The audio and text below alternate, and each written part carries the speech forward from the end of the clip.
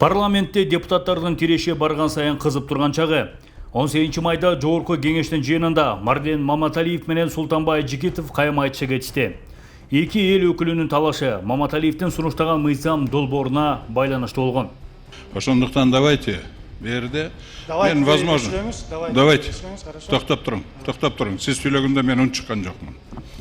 Значит, сиз сүйлөгөндө мен үн чыккан жокмун. Сиз киришпеңиз. Давайте, уважайте возраст хотя бы.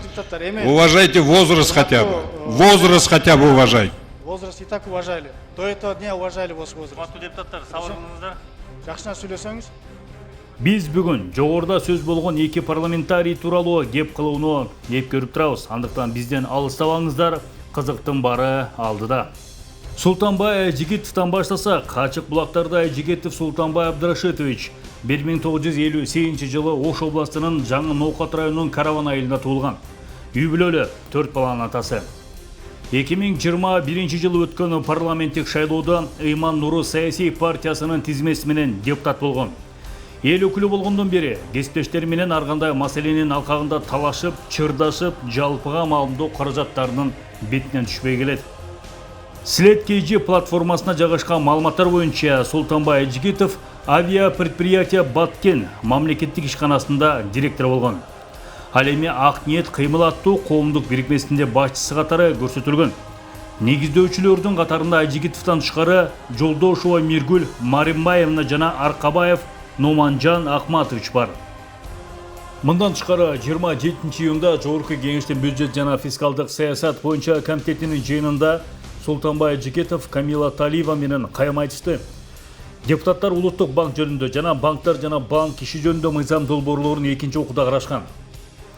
Эл өкүлү Султанбай Жигитов Улуттук банктын жетекчисине Кытайдагы акча массасы боюнча сурап кайрылды. Ошол маалда депутат Камила Талиева анын өтө көп сүйлөп жатканына нааразы болгон. Эгер сиз сүйлөп аткан нерсе түшүнбөй аткан болсоңуз, ондо үн чыкпайт. Рахмат.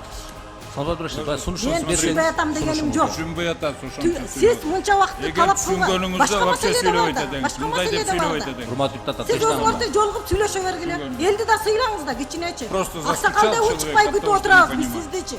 Антип элди мындай эмесине тийбесин. Давайте комитеттин председателин карабайсыңарбы? аз сөз берди. Эми Марден Маматалиевке келе турган болсок, ал 1981 жылы 24 мартта Бишкек шаарында туулган.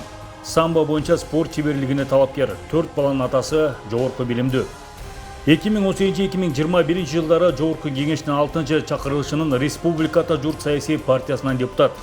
2021 жылдын ноябрында Ынтымак саясий партиясынын тизмеси боюнча 7-чи чакырышка депутат болуп шайланган.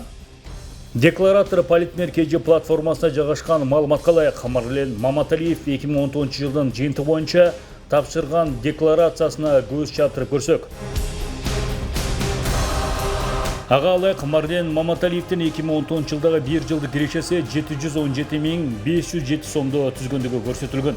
Андан сырткары 0,5 жана 0,4 гектар жерлери, 30 баш бодомал, 240 баш майда малдары, 25 баш жылкылары катталган. Ал эми жакын туугандарына 2 жер үй, 2 батир жана 3,5 гектардан ашыгыраак жер катталган. Алардын 1 жылдык кирешеси 674.400 сомду түзгөн.